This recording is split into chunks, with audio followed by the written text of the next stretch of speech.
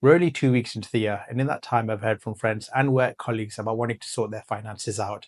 Diving deeper, they're often not even aware of where their money is going each month, let alone have any idea about where to store or invest their money for long term better returns.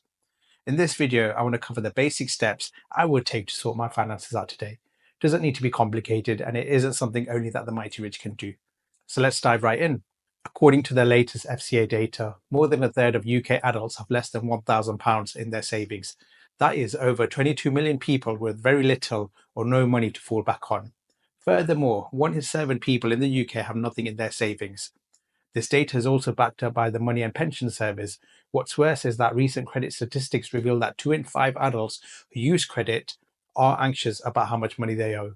Finally, it's also fair to say that most of us avoid discussing finances with others, with approximately 1 in 5 of us saying that we're fearful of being judged by others. Let's clear up something straight away. Saving and investing are not the same thing. Saving is about putting money aside, usually in a safe place like a bank account where it can grow a little thanks to interest. It's safe, it's boring, and it's not going to make you rich, but it's crucial to have some savings. Think of it as your safety net, your rainy day fund. Investing, on the other hand, is about using your money to buy things like stocks, bonds, or property with the hope that they will grow up in value over time. It's riskier than saving, but has the potential to grow your money much faster. The main difference: risks and returns. Savings are low risk, low return. Investing is high risk, higher return. Both are essential, but for different reasons. Before even thinking about investing, you need to be on top of where your money is going each month. The best way to do this is by budgeting and tracking your expenses. Whilst this may seem boring, trust me, it's a game changer. I personally have multiple current accounts for different things, and for the past 10 years, I've been tracking all my major expenses. That's your mortgages, your service charges, your utilities, your internet bills, and so on. This way, I know exactly what I need to budget each month, and therefore, I know exactly what I can afford to save and what I can afford to spend on, let's say, my wants. Budgeting is simply making a plan for your money, where it's coming from and where it's going. There are many ways to track this and lots of methods available. I talked about the 50-30 20 rule in my last video, but to quickly recap, this is about assigning 50% of your income to your needs, for example, to keep a roof over your head, 30% towards your wants. Think of this as your nice to haves on a monthly basis, going out, cinemas, etc. And finally, the last 20% on savings and investments. Tracking is about keeping tabs on every single penny you spend. It may sound tedious, but it's the only way to truly understand where your money is going. For 2025, I'm tracking all my incomes and outgoings in a way that'll help me visualize it better. So hit like and subscribe. Later on, I'll reveal some insights into my tracking. Once you start tracking, you'll be amazed at how much you waste on silly stuff. If you've got no idea how much you spend on those impulse online buys, and we all know they will add up fast, then you definitely want to start tracking. All right, before we talk about anything else, let's quickly talk about debt. Here's the hard truth. If you're drowning in debt, then saving or investing is probably not your priority right now. High interest debt, like credit card debt, is going to eat away at your future. Your priority should be clearing that debt off first. I'm not talking about your mortgages or your student loans. I'm talking about those unpaid credit card bills or those repayment loans that are charging you interest, basically anything that's charging a higher interest than what you can make. Think about it. If you're paying 20% interest on a credit card, but your investments are only going to earn 8%, then you're losing money. Pay off that debt first, or at least get a solid plan to tackle it aggressively. If you fall into this bucket, do your research.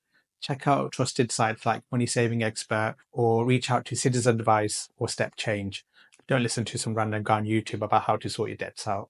Okay, look, life happens. Your car breaks down, your pets get sick, or you lose a job. This is where your emergency fund comes in.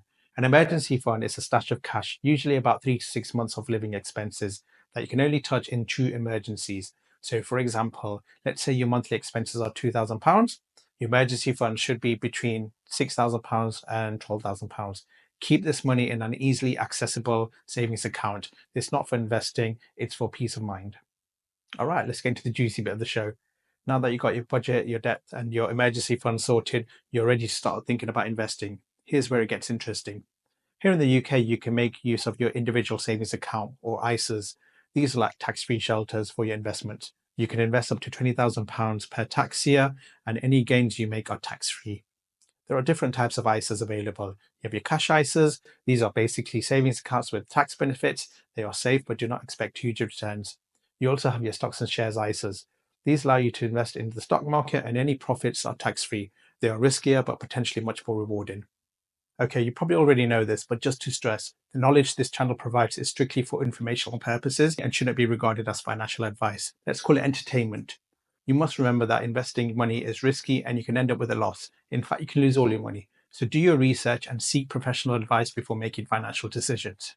Now, within Stocks and Shares ISAs, you can go ahead and pick your favorite stocks, knowing that any gains would be protected from tax. However, do you really want to go around picking stocks yourself? How do you know which ones are the best ones to pick? And if you really want to spread your bets, are you really going to spend time putting money away into your favorite 100 companies individually?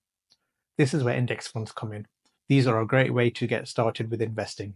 Instead of trying to pick individual stocks which are risky and time consuming, an index fund tracks a specific market index like the FTSE 100 or the S&P 500. A FTSE 100 index fund will invest your money in the 100 largest companies listed on the London Stock Exchange. You are essentially buying a tiny piece of all those companies. These are low cost, diversified, and tend to perform well over the long run.